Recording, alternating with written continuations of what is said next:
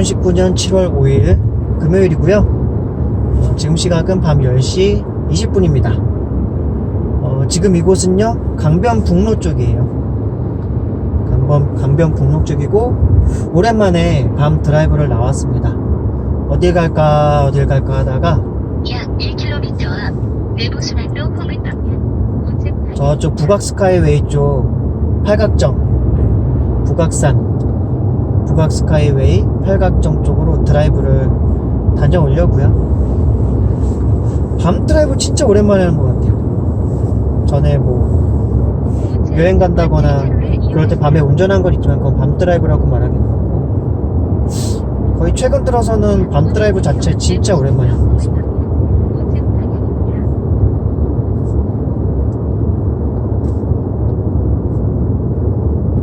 7월이잖아요. 날이 따뜻하니까, 따뜻하다는 정도가 아니라 덥죠. 오늘 그 더위 무슨 경보인가 있었던 것 같은데, 그쵸? 네,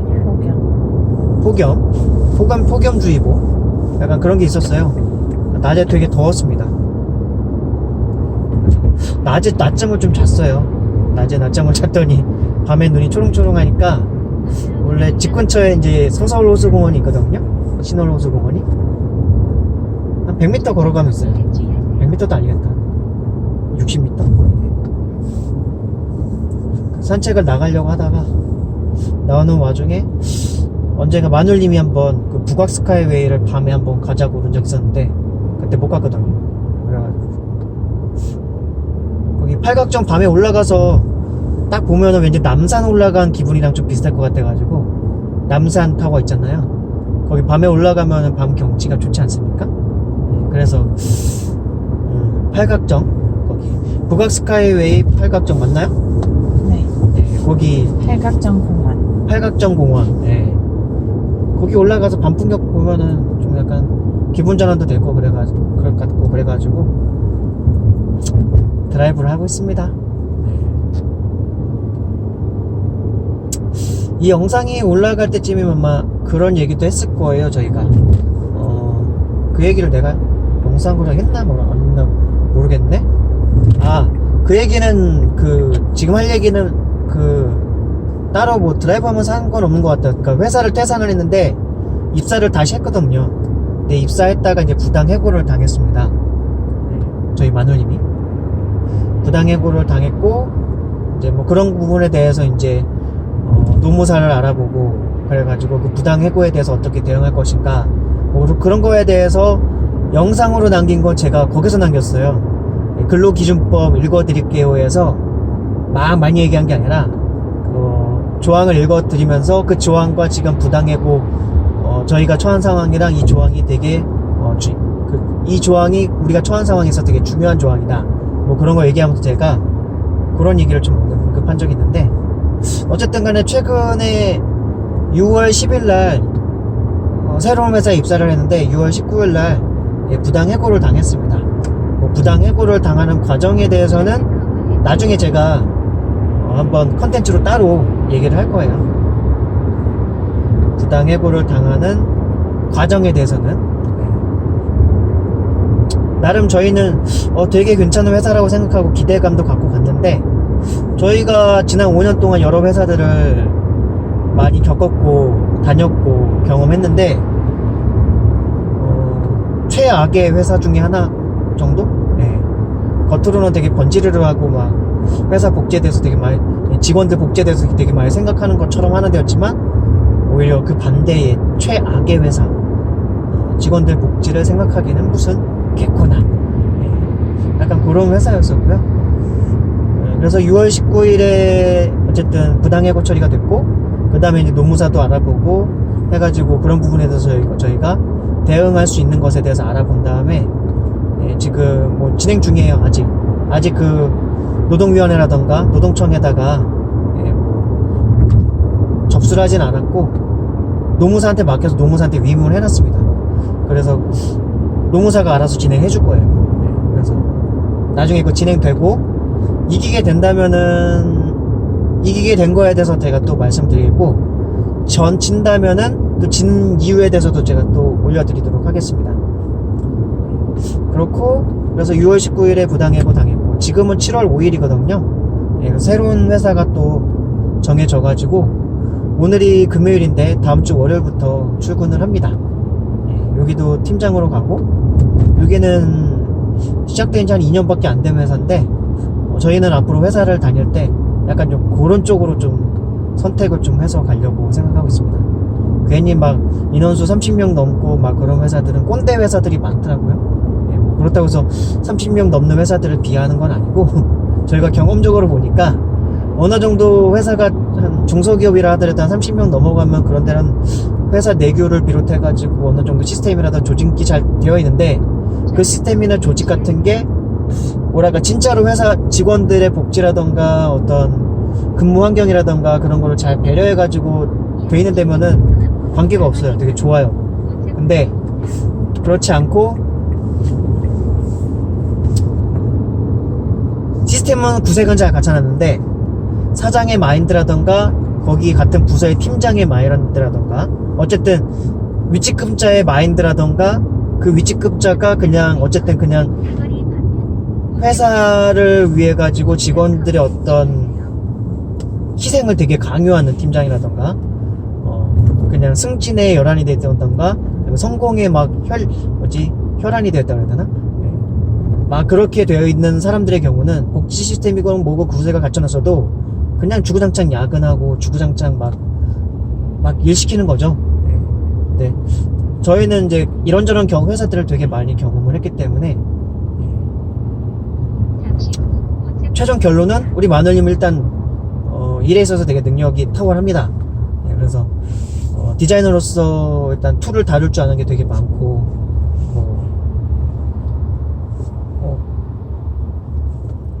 맥스, 캐드, 포토샵, 일러스트 또 뭐지? 엑셀, PPT 다 다룰 줄 알거든요. 거의 다 능수능란해요. 스케치업도 좀 할 줄 알고요. 다 프로그램 이름들이에요. 디자인, 인테리어 디자인 할 때 필요한 그거 외에 이제 부수적으로 또 필요한 뭐 PPT, 프레젠테이션이라던가 그런 거 할 때 다 필요한 툴들인데 그런 것들을 다 잘해요. 어느 정도는. 스케치업은 이제 기본 정도만 한다고 하고. 그런데 일반적으로 한 30명 넘는 규모의 회사를 가게 된다면 팀장으로 들어가면 우리 마늘님 디자인 자체를 하는 걸 좋아하거든요. 그리고 그거를 구상하고 그려내고 그런 것 자체를 또 좋아해요. 하지만 또 팀장이나 이사급으로도 성장하기 위해서는 팀을 꾸리기도 해야 되고 그래서 디자인 하면서도 그런 걸 다 할 수 있기 위해서 근데 일반적으로 회사들은 팀장급 되면 디자인 별로 안 해요. 실제 그리는 거 별로 안 하고 다 밑에 직원들한테 거의 다 맡기고 미팅 같은 거라던가 약간 그런 쪽으로 주로 하고 그리고 지시하고 관리하고 현장 관리하고 약간 그런 방식인데 근데 캐드 맥스 하는 것도 좋아하고 우린 애초에 디자인 자체를 하는 걸 좋아하니까 마눌님이 그러니까 그런 걸 생각했을 때는 30명 이상의 회사를 갔을 때는 다 분업화가 돼 있습니다. 그러니까 팀장이 아니라 직원으로 가더라도 일을 할 때 되게 막 분업을 해서 해요. 캐드 파트는 캐드만 하고 맥스 파트는 맥스만 하고 뭐 설계팀, 디자인팀 나누어져 있는 경우도 있고 당연히 시공팀도 따로 나누어져 있고 그리고 때로는 영업이나 미팅이나 뭐 그런 것도 따로 하는 곳도 있고요. 그러다 보니까 특히 대기업 같은 경우는 그게 더 분업화가 돼 있죠. 월급은 대기업이 더 많을지 모르는데 일을 하는 데 있어서의 만족도나 보람 같은 건 거의 없다고 볼 수가 있죠. 그냥 그리는 기계? 어떤 하나만 딱 그냥 그리는 기계. 맥스면 맥스 하나만 그냥 주구장창 그려내는 거고 캐드면 캐드 하나만 그냥 계속 하루 종일 그림만 그리다 오는 거예요. 설계 도면만 그리다 오는 거죠. 네, 그런 것보다는 이제 약간 스타트업까지는 아니지만 스타트업이라던가 벤처라던가 혹시라도 소형 기업들 이제 막 시작해서 성장하려고 하는 기업들 그런 팀에 그런 회사에 마눌님이 들어가면은 꽤나 도움이 될 수가 있는 거죠. 꽤나 거의 다 미팅도 하고 미팅하고 와서 디자인 구상도 하고 실제로 본인이 다 할 수도 있고 혼자서 1인 다역을 하면서 다 할 수도 있고 혹은 이제 밑에 이제 서포트 할 수 있는 직원이라던가 직원 몇 명 붙여주면은 그 직원들한테 맡기고 또 본인도 마무리는 우리 마늘님 해주고 약간 그런 식으로 해가지고 다 가능하니까 그리고 사장님이랑 다이렉트로 어떻게 보면은 일을 같이 조율을 하면서 할 수 있으니까 그게 낫더라고요. 30명 이상 되는 회사들 들어갔을 때 몇 곳 돼요. 한 3-4곳 정도 되는 것 같아요. 지난 5년 동안 한 30명 넘는 회사 들어갔던 게. 이니셜로 말하기도 좀 애매하고 하니까 말할 수는 없고, 왜냐면 이니셜만 얘기해도 딱 알 수 있을 만한 회사들이라서. 근데 월급은 오히려 더 짜기도 하고, 그리고 그 위치급자들이 되게 꼰대 근성이라고 그래야 되죠. 네, 꼰대 근성을 가지고 있는 경우도 되게 많고, 권위적인 사람들도 되게 많고, 네, 하여튼 뭔가 역량을 펼치기가 되게 불합리하다, 비효율적이다, 그런 구조가 많고, 또 바로 만약에 우리 마누님이 디자인 팀장으로 들어가면 상관이 없는데, 뭐 과장이라던가 뭐 약간 하여튼 윗선, 바로 팀장이 위에 있는 사람이 있을 경우 그 팀장이 되게 합리적이고 뛰어나고 역량이 뛰어나고 효율적으로 일을 잘하고, 그러면서도 또 인격적으로도 나름 괜찮은 뭐 그런 사람이면 좋은데, 그런 사람들은 거의 없다고 보면 돼요. 그러니까 10명 중에 1명 있을까 말까? 회사 중에서. 네, 거의 다 약간 일도 실제로 못하는데, 일은 못하는데 아래 직원들 일은 더 잘하는데, 그러니까 시키는 것만 할 줄 아는 그런 그런 팀장인데, 시키는 것만 할 줄 아다니까 뭐예요?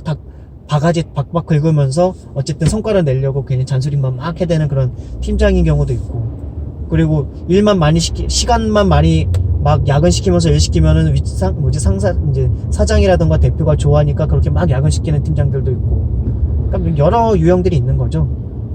본인이 실력이 뛰어난데, 때론 실력이 너무 뛰어난데 같이 뛰어나더라도 어쨌든 마누님도 뛰어나니까 같이 그럼 일을 분담해서 해야 되는데 본인이 다 해버리는 경우도 있고, 여러 가지 케이스들이 많이 있어요. 네, 그래가지고 30명 이상의 회사는 가급적이면 저희는 이제 선택사항에서 좀 열애를 시켜놓으려고 해요. 뭐 나중에 디자이너로서 마누님이 진짜 그 업계에서 많이 되게 유명해져가지고 스카웃 경쟁이 막 혹시라도 붙어가지고 모셔가려고 해서 아예 팀장으로 모셔간다던가. 근데 그런 때도 사실 안 갈 가능성이 높아요. 저희는 일단 행복이라는 가치가 우선되는 게 있어가지고, 보통 연봉 되게 높게 해서 데려가면요 그만큼 일을 많이 해야 됩니다. 일을 진짜 많이 해야 돼요. 저희는 돈을 막, 제가 그런 얘기를 하거든요 마누님한테. 1억을 주고 연봉 1억을 주고 2억을 주고 막 그런 회사가 있다 하더라도 막 밤 12시 1시까지 막 일 계속 하면은 그럼 사랑이 페인이 되기 때문에, 그렇게까지 해서 얻는 돈이라는 게 과연 우리 인생에 무슨 의미가 있겠는가. 그런 의미는, 그건 의미가 없다. 그리고 애초에 버텨내지도 못하고 그렇게 할 필요는 없다. 그러니까 연봉은 적정선에서 어느 정도, 중소기업이라고 하는 그 업계에 연봉선이라는 게 라인들이 있어요. 대기업은 대기업대로 초봉하고 약간 직급에 따라서 호봉에 따라서 약간 그게 있는데, 저희는 적정 수준으로. 그 대신 소형기업들이 오히려 좀 나은 부분도 있어가지고, 오히려 30인 이상의 기업들이 연봉 더 짜다니까요. 그러면서 다 쥐어 짜가지고 막 직원들 고열을 막 빼내는 약간 그런 게 많이 있어가지고, 굳이 능력 있으면은 인원 많은데 다 그런 거 필요 없다. 나를 인정해주고, 그렇지만 연봉으로도 조금 대우 어느 적정선만 해주고, 거기다가 제일 중요한 게 출퇴근 시간이에요. 출퇴근 시간. 뭐 연봉 많이 주는데 막 밤 10시 9시까지 맨날 야근시키고, 그럼 집에 오면 막 와서 뭐 하고 뭐 하다 보면은 밤 12시 1시 막 그렇게 돼서 자고, 새벽 또 아침에 일찍 일어나서 또 회사 가고, 막 그런 게 반복되면은요 개인의 어떤 행복이라던가 어쨌든 여가라고 그래야 되죠, 여유 있는 삶이라는 게 없어지기 때문에, 저희는 그래서 연봉을 막 높이 올려가는 것보다는 적정한 출퇴근 시간 그게 가장 중요합니다. 물론 만약 20대라고 했으면 돈 바짝 벌기 위해서 그럴 수도 있겠지만, 그건 솔로일 때 얘기고요. 가족이 있고 가정이 있고 하루하루가, 저는 이제 나이가 들어갈수록 더 생각하는 게 돈보다 시간이 더 귀하다라고 많이 생각이 들어요. 근데 우리에게 주어져 있는 인생의 그 짧은 한정된 시간을, 뭐 연봉이 얼마가 됐던 그걸 위해서, 회사를 위해서 그냥 일을 악착같이 많이 해가지고 하루하루가 소중한데 일만 하고 사는 거는 문제가 있지 않나. 그래서 일도 하면서 적정하게 쉴 수 있는 그런 회사. 분야 나중에 언젠가 모이다 보면은 더 생길 수도 있는 것이고, 뭐 자본주의 사회에서 돈 벌 수 있는 방법이나 루트들은 많이 있지 않겠습니까? 그런 것들을 계속 그런 것도 알아가면서 활용하다 보면은 저축액이 누적되다 보면 거기에서 자연적으로 자본이 증가가 되다 보면요, 거기서 누적적으로 쌓이는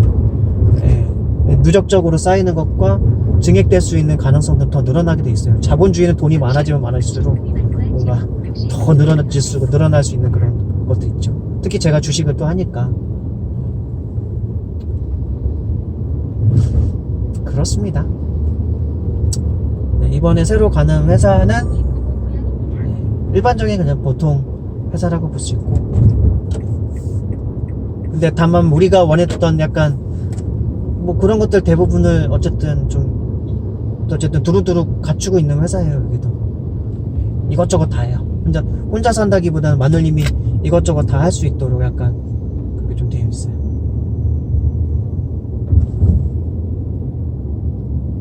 어쨌든 그렇습니다. 그래가지고 다음 주 월요일 날부터 출근하니까 오늘 금요일 밤인데, 주말에는 또 뭐 어디 나가기도 뭐하고 그런 상황에서 밤 드라이브를 나왔죠. 기분 전환다.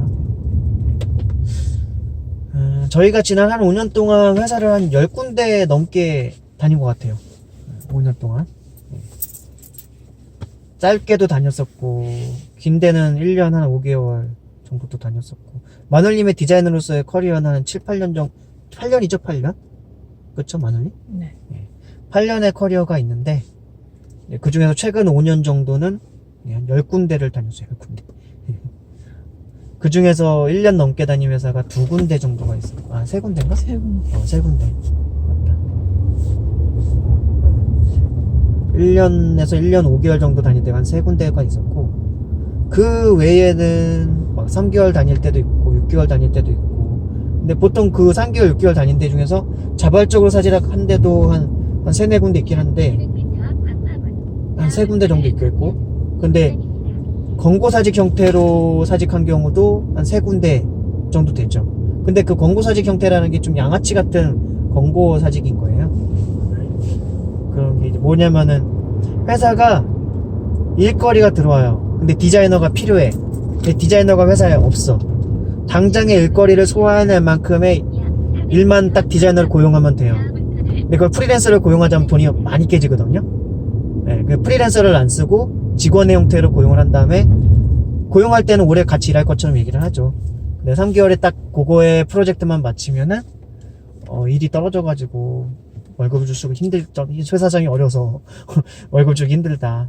그래서 뭐 해가지고 그런 식으로 해가지고 권고사직으로 해가지고 형태를 해가지고 관두게 되는 그런 게 있었죠. 그러니까 실업급여를 탈 때가 그런 때인 거예요. 권고사직의 형태로 이제 사직을 하게 되면은 실업급여를 타서 저희가 생활도 했었고, 또 어떤 데는 정말 거지 같으니까 도저히 못 다니겠다 도저히 못 다니겠다 싶어가지고 자발적으로 사직하죠. 근데 자발적 사직하기 전에 일단 다른 회사를 갈 곳을 좀 알아보면서 사직을 하기도 하고, 그럴 때는 보통 1개월 막 2개월밖에 안 다니고 간는 경우가 있어요. 1개월 2개월 다녔는데 정말 회사가 오래 있을 수가 없겠구나, 1년도 버티기 힘들겠구나 여기가, 그러면은 다른 데를 알아봅니다.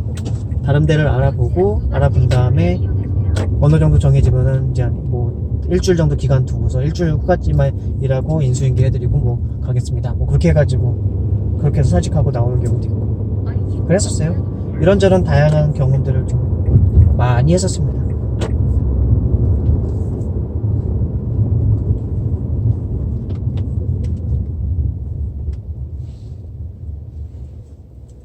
동안 그래도 많이 경험했는데, 앞으로 이렇게 하는 것들을 저희는 좋은 회사를 진짜로 한 5년이고 10년이고 다닐 만한 회사를 만날 때까지는 어쩌면 이런 시행착오의 과정들을 회사와 어쨌든 잘 맞춰가는 것들을, 합을 맞춰가는 것들을 한 2, 3년까지 더 생각을 하고 있긴 해요. 근데 지금 저희는 근데 항상 그 회사 들어갈 때마다 이 회사가 그래도 그런 회사이기를 바라고 들어갑니다. 때로는 들어갈 때부터 이 회사는 1년 정도만 다녀도 충분하겠다, 그런 회사가 있긴 해요. 바로 얼마 전에 부당해고 당하기 전에 다녔던 회사, 학교 인테리어 관련되게 일했던 회사, 그 회사가 이제 그런 회사였죠. 처음에 일할 때 이 회사는 1년 이상 일하기 힘들겠다 그랬는데 어쨌든 1년 넘게 채웠고, 한 1년 3개월 채웠나? 그렇게 채우고, 그런데 그 1년 3개월 때쯤 채워서 연봉 더 높여가지고 그래도 회사한테 기회를 주려고 했었는데 사장님이 너무 이제 성격이 약간 괴팍스러운 데 쪽으로 이제 빠지기 시작하니까 떠날 때가 됐나 보다 싶어가지고 자발적으로 사직하고 나왔던 거죠. 전방에 과속 방지턱이 연속됩니다. 좌측 두 번째 차로를 이용하세요. 약 400m 팔각정 방면 좌회전입니다. 이제 3.2km만 가면 되네요. 좌회전 차로는 왼쪽 반대입니다.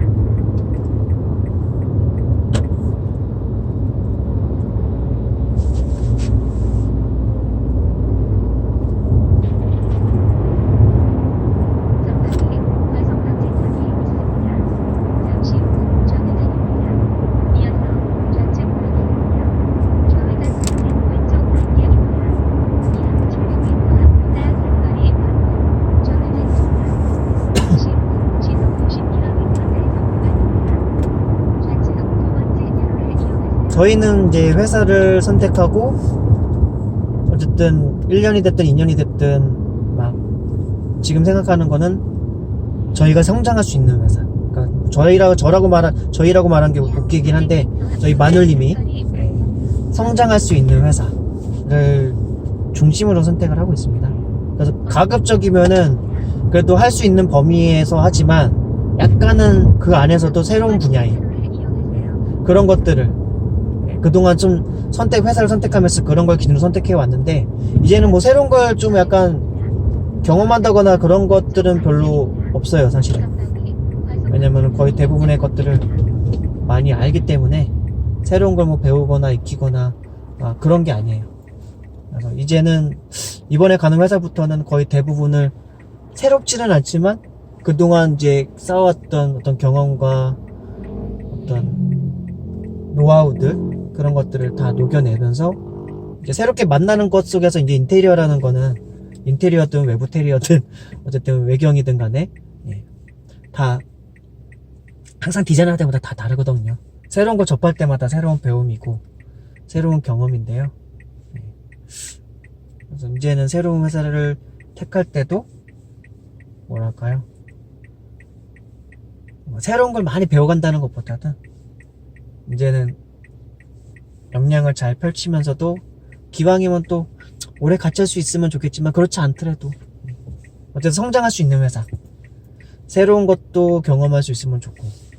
그런다 너무 새로운 걸로 하면 또 뭐랄까요, 좀 문제가 생기더라고요.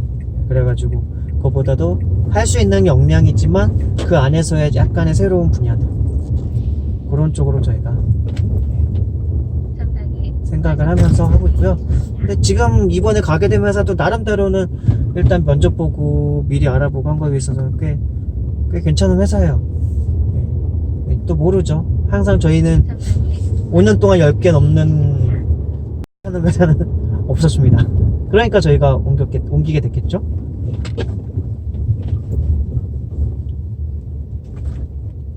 정말 괜찮은 회사.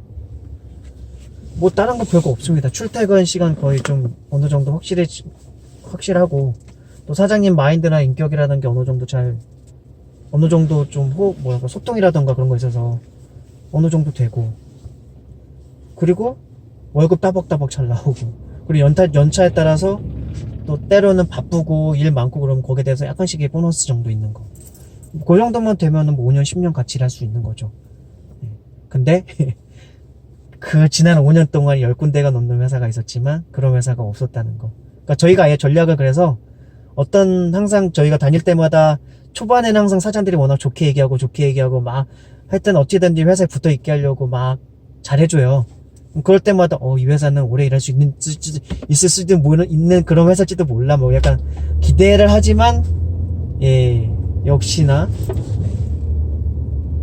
결과는 안 좋았다는 거.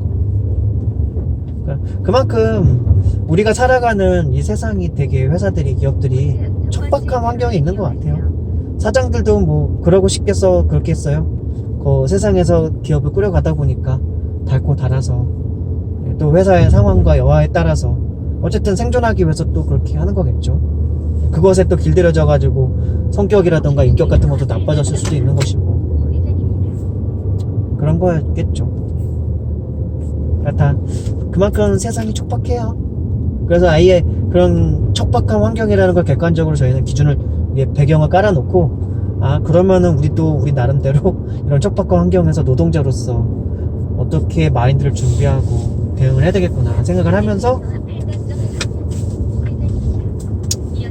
일을 구하고 입사를 하고 회사 일을 다니고 퇴사를 하기도 하고 해고를 당하기도 하고 부당 해고를 당하기도 했고 해고를 당한 적은 이게 처음인 것 같아요 이번에가. 근데 이거는 저희가 조금 사실은 각오를 한 바가 있었습니다.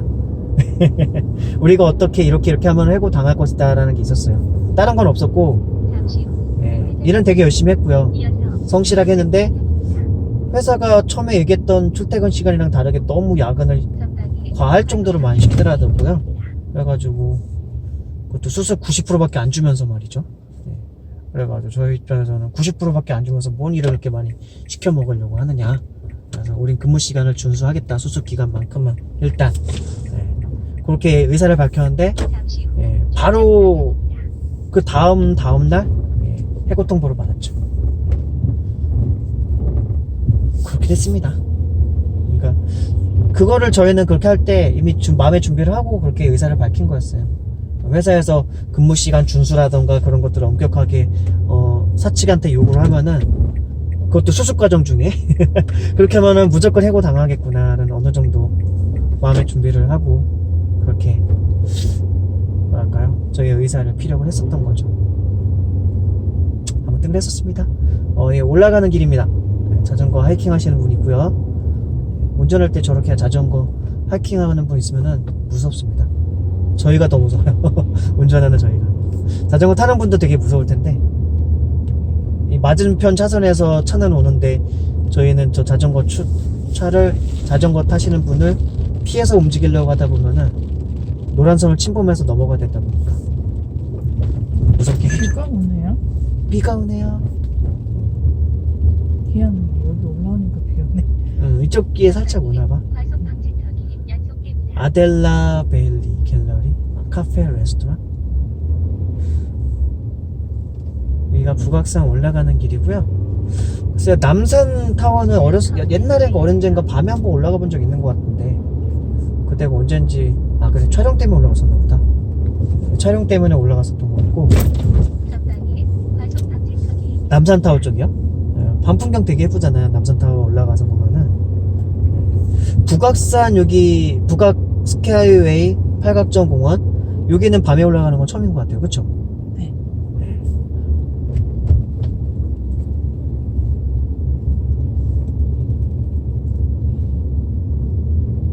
밤 풍경은 어떨까요? 밤 풍경이 다 밤 풍경이죠. 그렇지 않겠습니까? 낮에 올 때는 여기가 또 되게 좋아요. 제가 촬영을 한 적은 없었던 것 같아요. 생각해보니까 여기 낮에 올라오는 길을 엄마랑도 오고 만누님이랑 같이 그때 우리가 두세 번 정도 왔었죠. 여기를 네. 낮에 되게 초록초록하니 이 드라이브 하기 되게 좋은 코스입니다. 연인하고 같이 그리고 올라가서 잠깐 주차해 놓고 밥도 먹은 적 있어요. 그 예전에 저기서. 근데 밥은 거기 레스토랑 별 추천드리진 않아요. 그냥 그래요. 값도 비싸고 양도 적고 맛도 그냥 그닥 그래요. 뭐 하나 별로 그렇게 마음에 들진 않았습니다.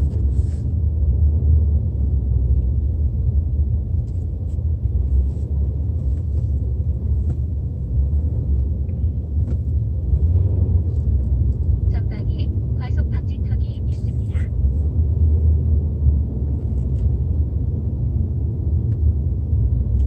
아까 나 앞으로 가라고 약간 깜빡이 우측으로 킨 것 같았는데 사람. 천천히 가도 상관없네. 전방에 과속 방지턱이 있습니다. 그래서 밤 풍경을 좀 보려고 왔죠? 나중에 마눌님 직장생활과 관련된 에피소드라던가 여러가지 좀 직장생활 적응기? 적응하면서 성장하는 거죠. 예, 저희는 마눌님 아직 40이 안 됐어요. 40이 안 됐고 40 되기 전까지는 성장을 주안점으로 목표를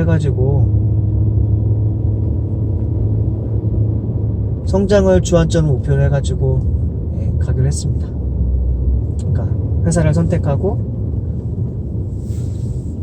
입사하고 퇴사하고 일을 하는 것 자체를 성장을 목표로.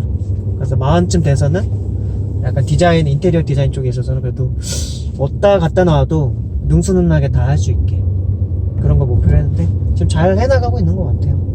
지난 5년 동안 많이 성장하지 않았습니까, 마누님? 그럼요. 엄청나게 성장했어요. 제가 볼 때는 성장했죠. 그만큼 그 성장하기 위해서 되게 성장통이 많이 필요했어요. 제가 10군데를 넘게 다녔다 했잖아요. 그 10군데가 거의 다 다른 약간씩 디테일하게 비슷한 데도 있었지만 거의 다른 분야가 되게 많았어요. 그래서 지금 이력서를 쓰면은 포트폴리오라던가 그런 걸 구성할 때 보면은 다들 이제는 어느 회사에다 내밀어도 포트폴리오 보면 다들 이제 그냥 팀장급으로 다 생각을 하고 실제로도 팀장으로도 일을 했었고. 그래가지고 그렇게 갖춰놨어요. 이제 어떤 곳에서 뭘 하더라도 이제 자신감은 붙어 있습니다. 일에 있어서만큼. 근데 경험은 계속 쌓여나가야 되는 거죠. 인테리어라는 것은 무궁무진한 어쨌든 창작의 세계인 것이고, 그러나 예술적인 실제 실무에 있어서의 어떤 상업적인 어쨌든 돈을 들여서 짓는 이런 상업적인 인테리어에 있어서는 예술이 아니니까요. 그렇게 막 예술적으로 가지 않아도 돼요. 대학교 건축 건축과라던가 인테리어학과라던가 뭐 그런 쪽 졸업하시는 분들은 뭐 예술적으로 많이 생각을 하실 수 있지만 실무에 있어서는 그렇지 않더라. 전혀 상관이 없습니다. 예술적인 거 필요 없습니다. 돈이 본인이 되게 많거나 아니면 돈 많은 되게 자산가가 본인한테 투자를 한다면 이제 그때는 예술적으로 갈 수가 있겠죠. 네. 근데 그 돈 많은 예술가들도, 그 돈 많은 자본가들도 돈 투자할 때는 그냥 함부로 흡수질 하다. 10시 51분.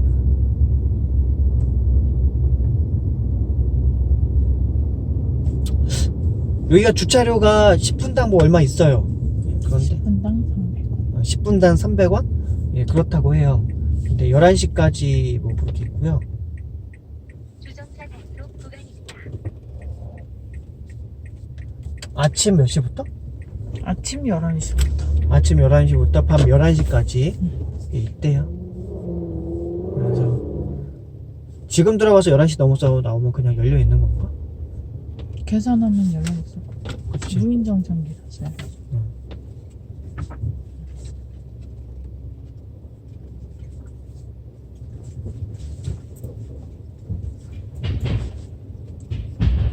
와, 이 밤중에도 차가 꽉 차 있네. 사실 야경 보러 오는 사람들이 더 많이 있을 수도 있겠다. 낮에도 차들 되게 많고요. 여기 위에서 그때 밥 먹었던 게, 밥 먹으면은 그때 뭐 30분인가 1시간인가가 뭐 주차료가 면제였나? 그래가지고 1시간인가 면제였을 거예요. 그래가지고 기왕 온 김에 밥도 먹고 가자 해가지고 밥도 먹고 그랬었던 거죠.